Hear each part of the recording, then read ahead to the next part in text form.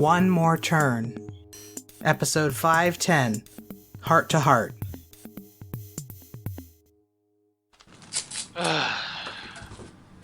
Caleb, your shift ended more than an hour ago.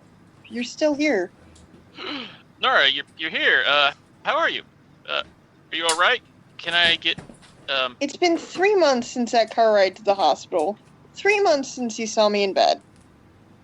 That came out more awkward than I had intended. No matter.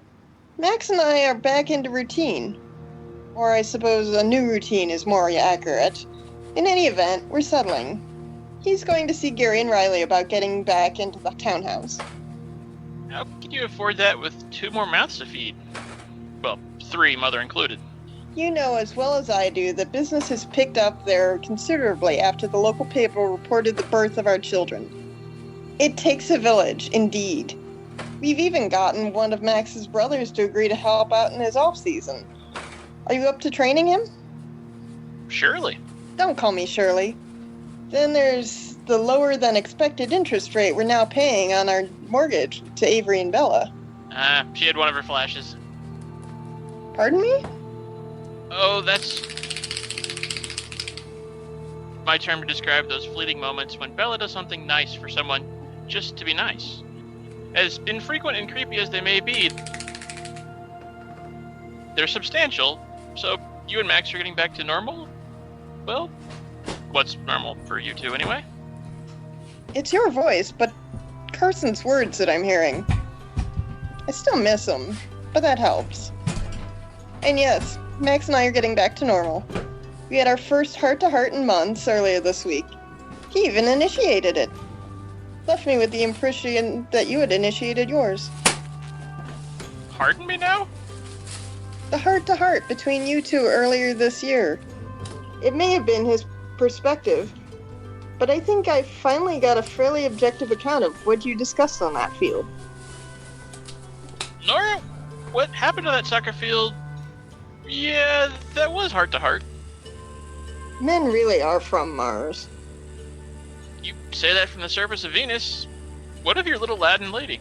Mora and Max are fine too, though we have yet to have any heart-to-hearts. That they're too young to be corrupted by my mother also means that they're too young to remember the attempts. Wasn't Max the one complaining about her all but moving in with you two? Before our children were born, yes. But since, well, I've come around to his thinking. Ah, so she's on her way out? Seeing how Max came around to my way of thinking simultaneously. Oh, boy. And, oh, girl. Yeah, she's probably going to be sticking around for a while still. She and Max fussed enough over the 3 of us so much you'd think we were outnumbered. Now, speaking of Carson earlier... Yes, Mother Hen, we're fine as well. With all due respect, man-child. You say that at the intersection of irony and much. There is no way you and Shakespeare are fine. Male or female, you'd have to have had some kind of interaction to have any semblance of a heart-to-heart with one another. If I agree with you now, can I get back to being lost in my thoughts? And so you have more than one at any given time? Oh, don't give me that pathetic creature look. What's really on your mind, then? I've got more respect for the exes in my life than Gary, Hudson, and Riley combined. And that scares me more than the thought that the 6th season might be Friendship is Magic's last. Unless you want me to convince Max to start raising our children as mobile gamers. Oh, God, no. I'd better hear from Carson that he's heard from you within the day. Bye now.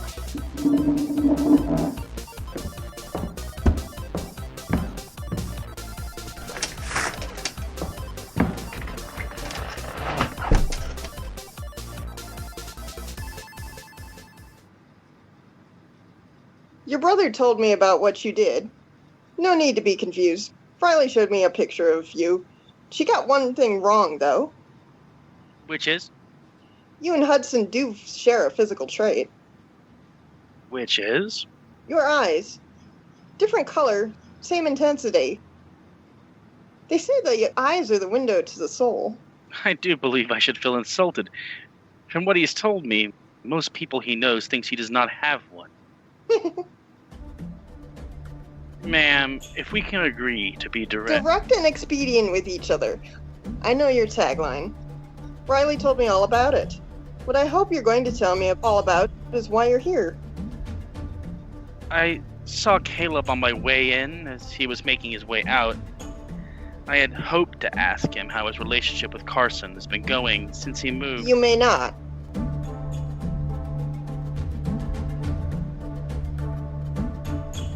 What? First you deflect my question, then employ informal language? You're more awkward than your reputation led me to believe. Now I'm telling you not to ask Caleb any such thing. Is that direct and expedient enough for you? I thought conversing with Riley, Avery even, was taxing. You are a strange, awkward man, and I know strange and awkward men. I'm married to one, but I don't think you were taken aback by Riley's reaching out to you. Not at all. I'm sensing a pattern. You agreed to meet her at her place of business. You met Avery at her place of business. Now here you are meeting me at, surprise, surprise, my business.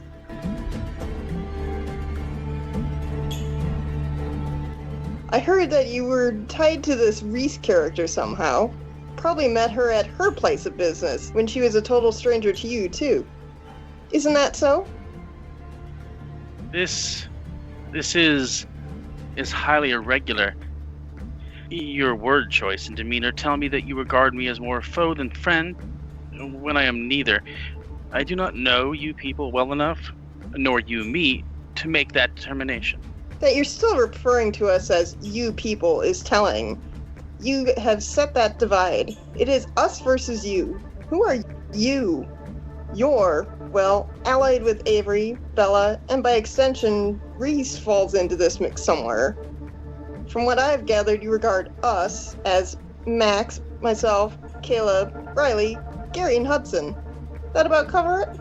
With all due respect, you and your husband are bit players in the grander scheme of our plans for this town.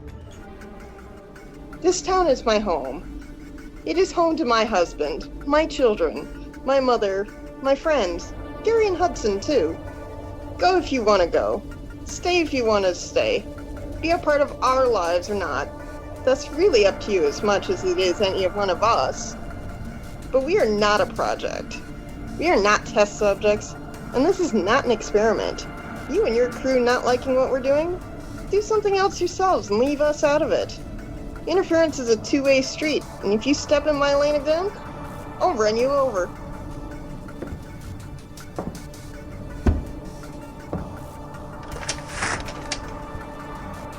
If my mother and father had a parental instinct like yours, they wouldn't have given Hudson up for adoption, and I wouldn't have been made to feel guilty for being born.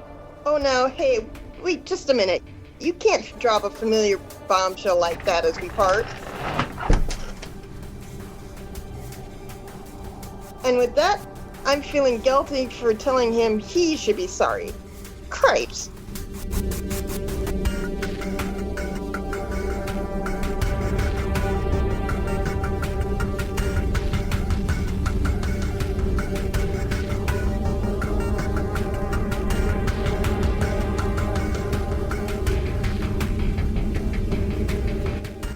One More Turn, written and created by Daniel Dan Q. Quick, edited by Michael Ubermarkler Bryant and Dark Cloud, directed and produced by Daniel Dan Q. Quick. Characters in order of appearance: Caleb, voiced by Michael Ubermarkler Bryant; Nora, voiced by Heather Paw Print 42 Motes; Caden, voiced by Ernie Darkest Onion;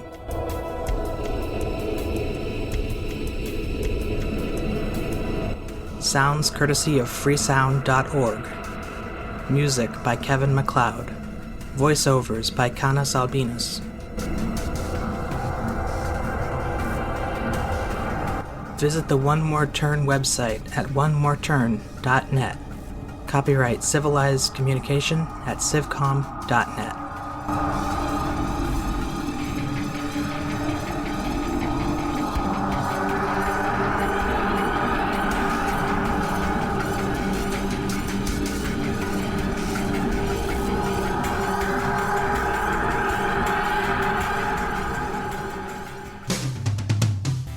on the next episode of One More Turn. Do you or do you not want to keep subletting this place? It's our place. Do you not want to?